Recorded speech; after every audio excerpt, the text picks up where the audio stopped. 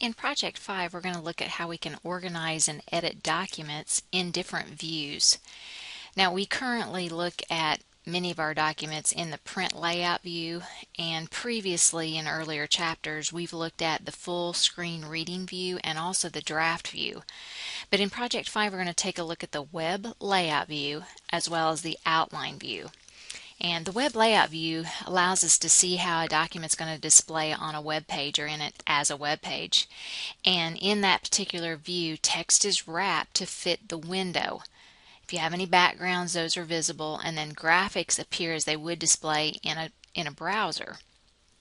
So we're going to take a look at how that appears in web layout view.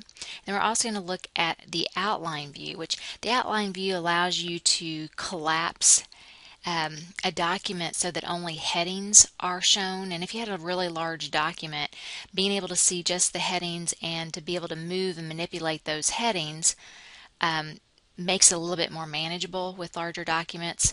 And what happens is when you move the headings, then all the content in those particular headings are moved as well. The headings that you're using in the outline view are based on styles, or someone has applied outline levels to them. So the outline view doesn't work very well if you don't have styles in your document or outline levels haven't been applied. So if you don't have any heading styles or there aren't any styles applied to your document, then all the text in the outline is identified as body text. So you'd certainly want to assign levels within that document if you want to use the outline view. Okay. In Project 5A, they asked that we open up a file called NSS Employee Performance, and we're going to view this document. If you'll look at it right now, we're going to view this in Web Page Layout View or Web Layout View, and you can find the different views in the View tab in the Document Views group, or you can also go down the status bar and there are various views located there as well. Okay, I apologize for the phone ringing again. So to switch to layout view, you've got the buttons on your status bar or in the View tab, so either place is fine. To switch to layout view, I'm going to go ahead and click on the ribbon, and notice that some of the pictures are gone. The margins appear to be wider, but again, this is how it would appear in a browser. So okay, and then I'm going to go ahead and close out of this. I'm not going to save it. And we're going to open up another file called Outline Chapters.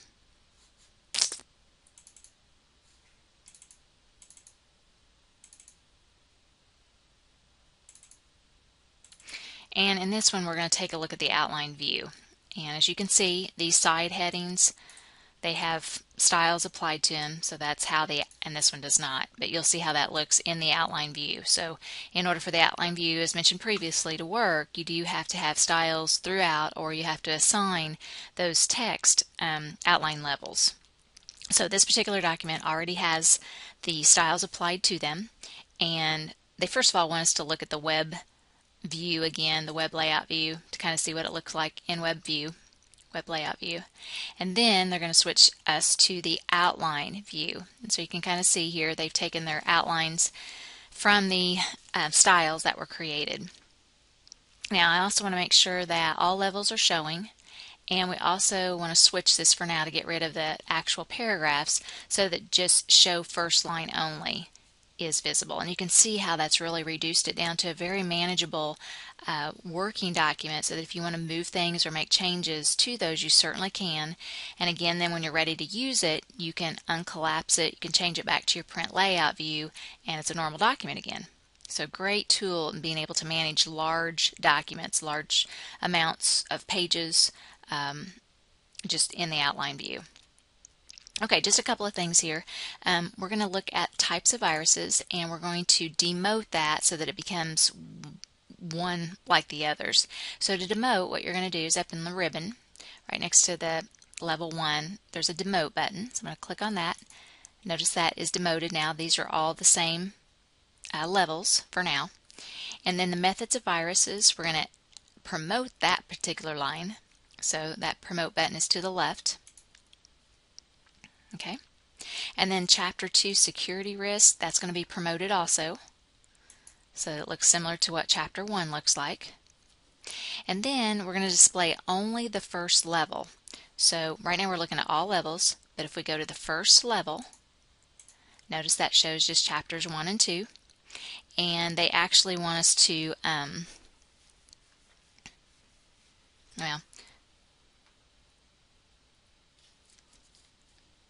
we're going to move chapter 1 so that it looks like chapter 2. So I'm just going to click on the plus sign to the left so I get a four-sided arrow, click and drag down, and that switches them. And then they simply want us to change 2 to 1 and 1 to 2. Alright, then we're going to go back and show 2 levels.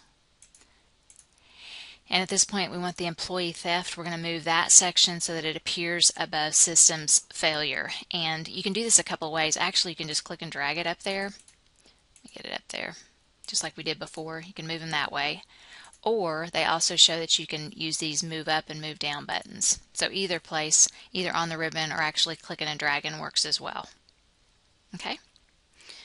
Alright, and then they have us closing out of the outline view. You can do that by using the ribbon at the top. That gets you back to the print layout view, or we could have just clicked on the print layout view button. Next, we're going to look at another method of managing large documents, and this is through what they call the master document and subdocuments feature. And an example of this they give at the top of page 278 is if you have a book or even a reference guide, they suggest using the master document feature.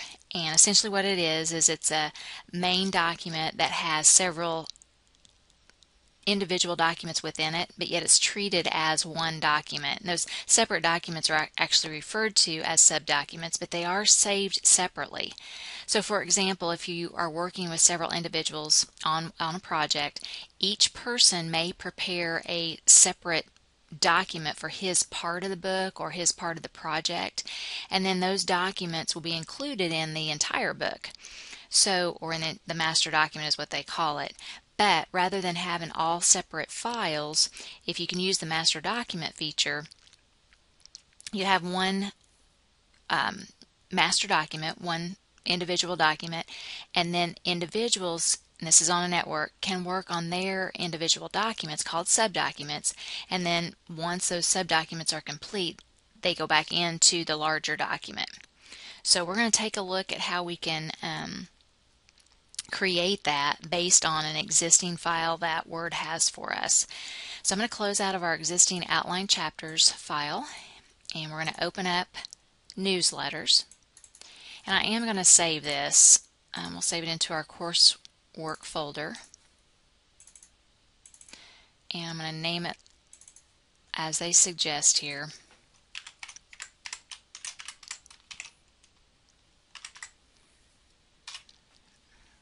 So now we have it named. Now we're going to create subdocuments so that other individuals can work on these. And our subdocuments are going to consist of these modules. So module 1, if you can assume, is going to be assigned to an individual. It's pretty lengthy. Module 2 will be assigned to a second individual. Module 3 will have another individual. 4, and I guess that's all there is. So to assign them subdocuments, what we're going to do is select them.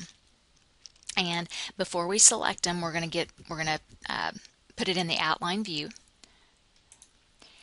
And to select them, you essentially select it. I'm clicking on the plus sign to the left of that, and that selects the first section, first module.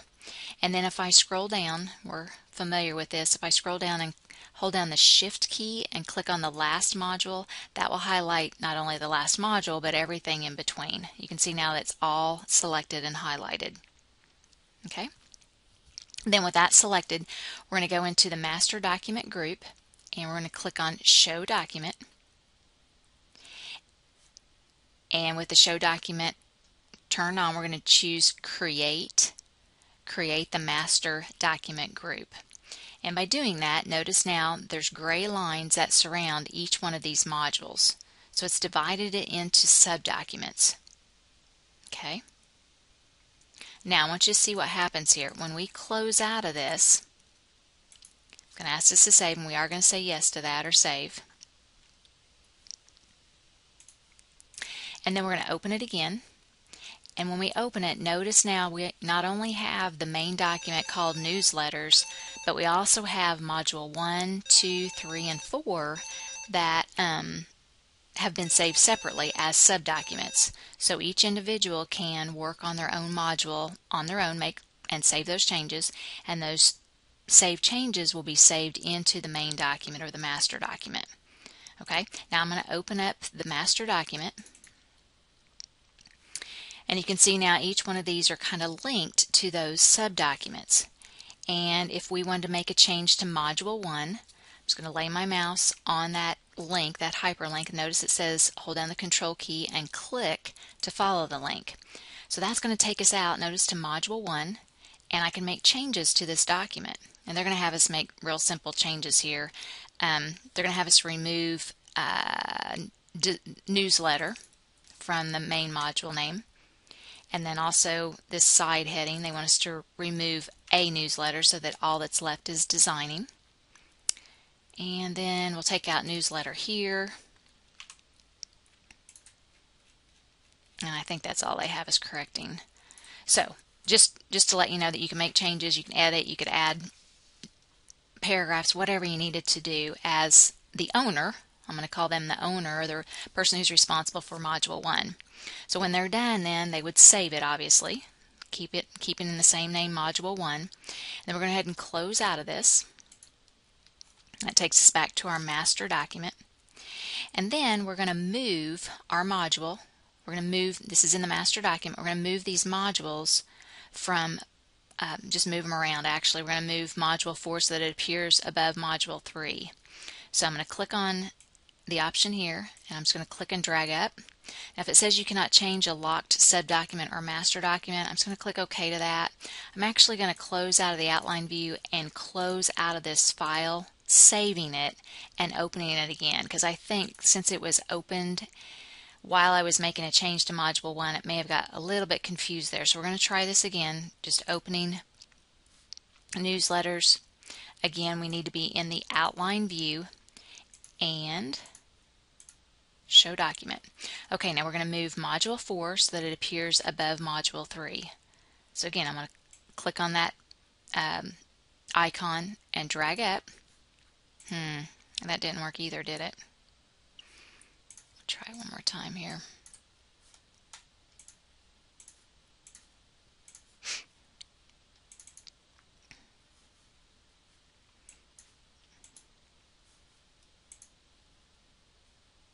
Okay, this, is that locked? Let's see what happens if I do that. Okay, and then we'll unlock that. Okay. Okay, I think I figured out what I was doing wrong. And now I've got them all messed up. But if you move these, like if I move it in the wrong inside, if I don't get it up high enough, notice there where my line is, okay? Won't let you move it there, but if you go up one more level higher, right there, it allows you to move. So it is very particular about where it's positioning those lines. So let me go up a little bit higher. So we got Module 1 and then 2, 3, 4, and they want 4 above 3. Okay, I think we've got it now. And then essentially what they're going to have us do is delete Module 3. So just select it, press the delete button on the keyboard, and that removes it. And then they want us to close out of this. You can see the hyperlinks there as well. And if you wanted it back to the original document, you'd have to go back into your outline view, show document, expand all levels, expand the subdocuments, take it back to page layout view, and now you have it to where it was originally with all your moving and deleting and things like that. So great tool to be able to manipulate large bodies of text in a pretty short span of document. So just keep that in mind. And then what's also advantageous is that multiple users can make their changes on their desktop and then as long as it's on a network and the master document's there, they can go in when you open the master document and it'll grab those subdocuments. In the last project of Project 5C, we're going to look at opening a document with a new window. And the advantage of using this is that you can see two versions of the same document at the same time. So in other words, if you had a document, and it could even be this document, we wanted to see Module 1 and Module 4 at the same time, we could do that by opening the same document in a new window. And to do that, we're going to go to the View tab, and then in the Window group, New Window. So you'll notice here now we have two, newsletters, and I renamed that as 1 earlier, but it puts a 2 behind it. And if you go back into the View tab and then View Side by Side in the Window group, I have to manipulate this a little bit, but you can see this is not going to work the greatest, but nope, you're not going to be able to see that. Anyway, there's 1.1 and 1.2. I hope you can see that. But there's 2 windows, same thing. But you'll notice on the left-hand side is Module 1. If I have it set so that it's synchronous, it'll move down same time looking at both windows at the same time. If I deselect that, if I go back to my window group, deselect this option that says synchronous scrolling, then in the second window I could scroll down to Module 4, make my change. I'm going to take out newsletter just for a minute. Creating layout, then notice both of these documents are the same documents. So if I go down to Module 4, it took out newsletter there as well. So, and if you move things, again, you can move it to different areas. You could move it from this window to this window. It's the same document. It's just allowing you to view it in multiple places, which is very advantageous, again, with longer documents. With that, that concludes Chapter 7. The chapter summary is found on pages 281 and 282. You'll also find the concepts check on page 284, and then the skills check, several pages there, beginning on page 285, and it goes up through 289. So as always, if you have questions, feel free to email me or call me.